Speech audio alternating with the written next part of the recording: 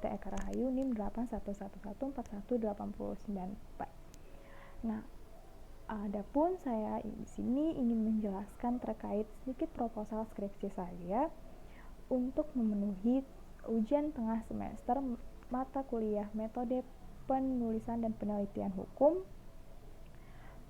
serta mata kuliah ini diambil oleh dosen kita yaitu Bu Dr. Sang Ayu, mana beliau merupakan dosen yang sangat-sangat pintar, cerdas sekali, dan tentunya cantik juga. Terima kasih Ibu. Oke, baiklah. Jangan lupa menyaksikan. Baiklah, saya di sini mengawali penjelasannya yaitu dari latar belakang proposal skripsi saya. Yaitu latar belakangnya, awalnya saya yaitu melihat dari salah satu perjanjian kontrak kerja pengadaan barang jasa atau proyek seperti itu, konstruksi lebih tepatnya. Di situ terdapat klausul perjanjian mengenai jaminan terkait surety bond.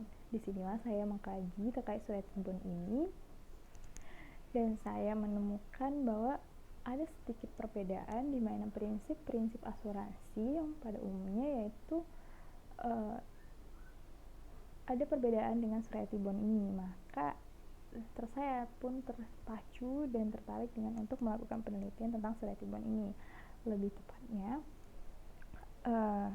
di mana yang kita tahu yaitu pengadaan barang atau jasa pemerintahan ini tentunya ada dua sifat, yaitu pengadaan barang jasa pemerintahan. Nah, karena pengadaan barang jasa ini merupakan suatu proyek yang dinilai cukup besar, maka pemerintah mengatur tata cara pelaksanaan pengadaan barang dan jasa tersebut. Produk hukum yang dikeluarkan pemerintah yaitu berupa Kepres nomor 80 tahun 2003 tentang pedoman pelaksanaan pengadaan barang dan jasa. Lalu, adapun proses pelelangan ini awalnya melakukan pelelangan umum terlebih dahulu.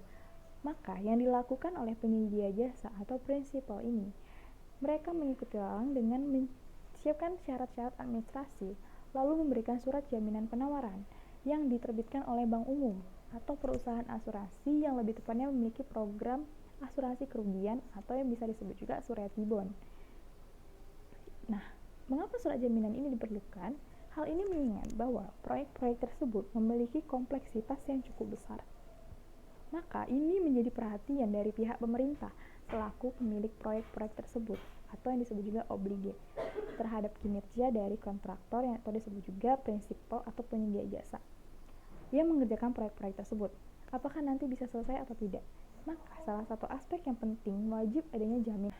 Maka jika tidak dapat dipenuhi isi kontrak kerja ada sebagai dari kesalahan si obligenya, si pemberi usahanya, maka surety company atau perusahaan asuransi tidak wajib mencairkan jaminannya itu. Di saat terjadi klaim inilah sering tentunya para pihak yang terlibat dalam perjanjian ini sebelumnya apakah sudah menganalisa faktor-faktor apa saja yang diperlukan atau dipersyaratkan dalam perjanjian dengan oblige ini. Nah, disinilah penulis membahas permasalahan dengan judul tinjauan yuridis penerapan surety bond sebagai produk asuransi di PT Asuransi Rama pengadaan barang jasa pemerintahan Kota Batam. Nah, karena banyaknya masyarakat yang belum mengetahui apa itu surety bond dan bagaimana sih prosedur penerbitannya dan pelaksanaannya, sehingga harapan penelitian ini tuh mempermudah dan membantu masyarakat dan para pengusaha tentunya di bidang konstruksi lebih memahami atau mengetahui apa itu surety bond dan pelaksanaan beserta penjaminannya.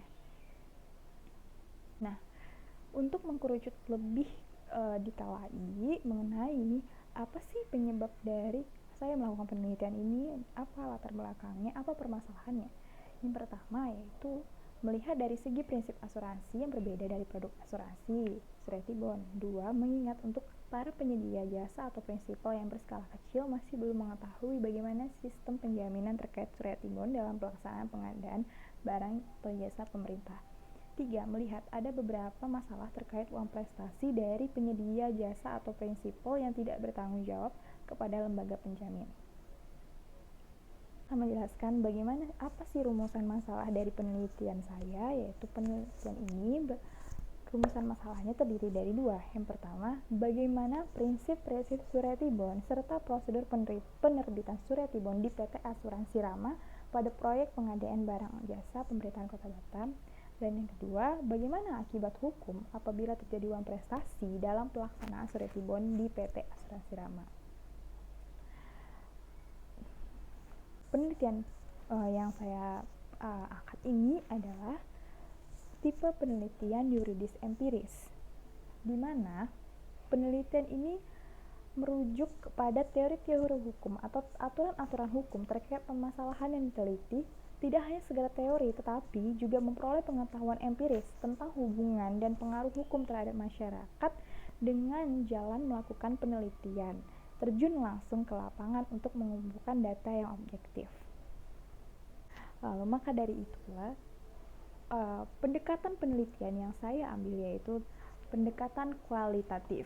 Mengapa pendekatan kualitatif? Karena penelitian ini menggunakan cara menganalisis hasil penelitian yang berhasilkan data deskriptif analisis, yaitu data yang dinyatakan oleh responden secara tertulis atau lisan, serta juga tingkah laku yang nyata yang diteliti dan dipelajari sebagai sesuatu yang utuh. Nah, karena tadi tipe saya itu tipe penelitian yuridis empiris, maka sudah pasti pendekatannya adalah kualitatif. Nah, maka itu saja yang dapat saya paparkan terkait proposal skripsi saya. Kurang lebihnya mohon maaf. Sekian dan terima kasih. Assalamualaikum warahmatullahi wabarakatuh.